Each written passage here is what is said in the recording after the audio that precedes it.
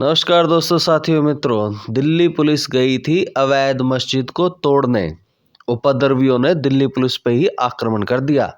नहीं यकीन आता? खुद सुनिए। करीब 100-150 के करीब उपद्रवी थे यहाँ पे, जिन्होंने पुलिस पे पथराव किया और उनमें से 5 को काबू कर लिया गया और बाकियों की भी हमारे पास इमेजेस हैं, उन पे भी कार्रवाई की जाएगी। सर, चिन्हित किया गया है कुछ लोगों को?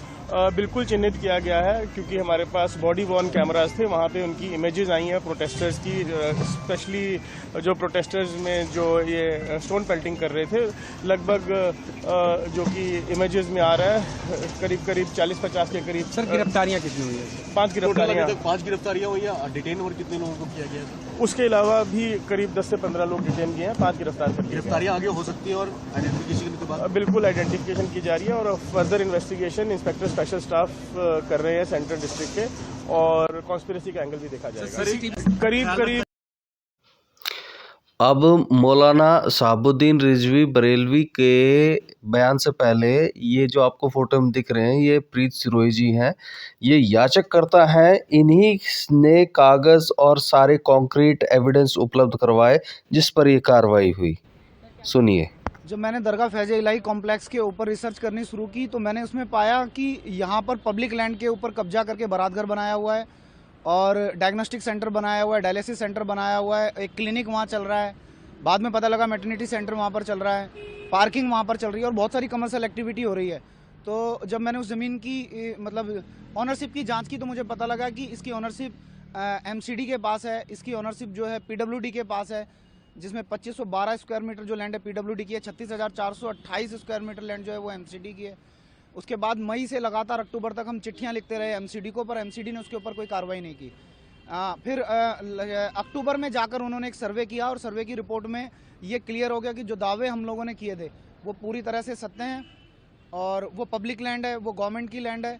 लेकिन फिर भी MCD ने कोई कार्रवाई नहीं की, तो हम दिल्ली हाईकोर्ट आए और दिल्ली हाईकोर्ट आने के पीछे कारण ये था कि वहाँ स्थानीय भोले भाले लोगों से वहाँ मतलब कार्यक्रम करने के बदले में पैसे लिए जा रहे थे।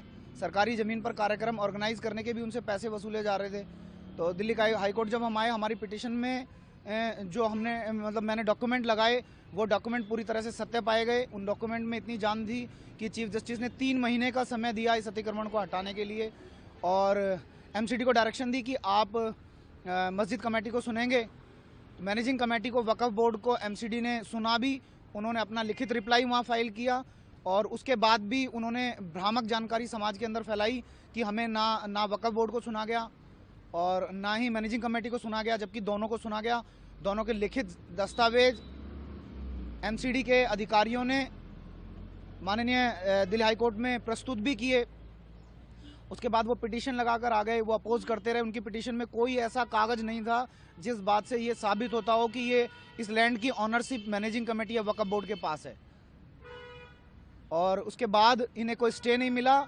पूरी मतलब ताकत के साथ MCD ने अतिक्रमण के ऊपर कार्रवाई की और बहुत सराहनीय काम दिल्ली पुलिस ने उन्हें सुरक्षा देने का काम किया। बहुत सराहनीय काम दिल्ली के शासन प्रशासन ने किया और मैं हृदय की गहराइयों से उन्हें धन्यवाद कर रहा हूं कि पब्लिक लैंड जनहित के कार्यों के लिए आरक्षित भूमि जनता के लिए समर्पित रहे। ये लड़ाई तुर्कमान गेट दिल्ली में मस्जिद फैज़ इलाही पर डेमोलिशन की कार्रवाई की गई है और दिल्ली हुकूमत ने वहां पर अतिक्रमण के नाम पर मस्जिद पर बिल्डोजर चलाया गया। ये घोर निंदनीय कार्रवाई है। इसकी मैं भरपूर अल्फाज में मजम्मत करता हूं। जहां भी मस्जिद है, मदरसा है, वहां पर बिल्डोजर की कार्रवाई करना, इसका मतलब है कि हुकूमत मुस्लिम दुश्मनी पर उतारू है। दिल्ली की हुकूमत ने कई जगह दिल्ली में मस्जिदों पर बिल्डोजर चलाए हैं और अभी जो ताजा घटना है तुर्कमान गेट की, वहां पर मस्जिद की इंतजामिया से बात की जाना चाहिए। तो जैसा आपने सुना, इन्होंने सारा इल्ज़ाम सियासी पार्टियों की मंशा पे लगा दिया, जबकि सारे कॉन्क्रीट एविडेंस मौजूद हैं, उपलब्ध हैं। वक्फ बोर्ड भी इसमें अपनी भूमिका निभा चुका है, लेकिन सियासी रंग देने के लिए कांग्रेस भी आगे उतर आई है। कांग्रेस से इमरान मसूद इस चीज़ को आगे लीड करते हैं, आपके सामने पेश है। तुर्कमान गेट दिल्ली भाई अतिक्रमण नहीं हटाना है, मस्जिदें तोड़नी है।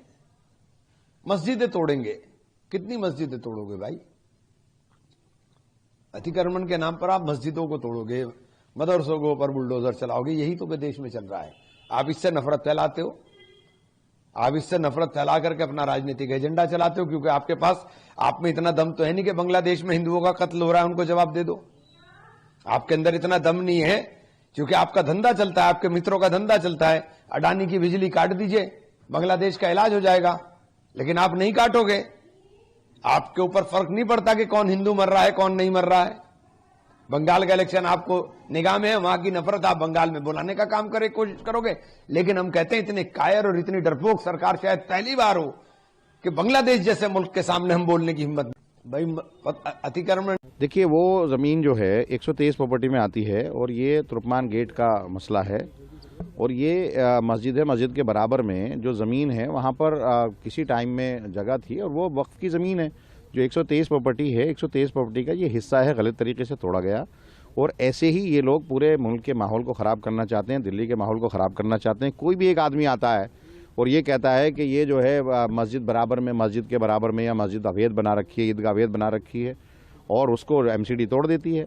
और एमसीडी रात को, ऐसा क्या था जब कोर्ट में ये गए थे, कोर्ट में दोनों पक्षकार गए थे ना, ये लोग भी गए थे ना, जिनकी कमेटी है वहाँ, वक्फ की कमेटी है, वो लोग गए थे और कोर्ट में उसको जो है 22 अप्रैल की डेट दी है। उनको भी कहा था कि आप भी जवाब दाखिल करो, उनसे कहा आप भी जवाब दाखिल करो।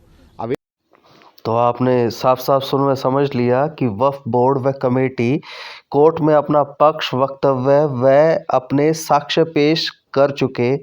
फैसला इनके पक्ष में नहीं आता और सुनियोजित तरीके से दंगे होते हैं, पुलिस के साथ झड़प होती है, और इस बात की पुष्टि मेयर साहब भी करते हैं। सुनिए। क्या था वहाँ पर? वक्फ की ज़मीन है ना वो। तो देखिए वो ज़मीन जो है, देखो ये तो माननीय हाई कोर्ट का आदेश था, म्यूनिसिपल कॉरपोरेशन ने केवल आदेश का पालन किया।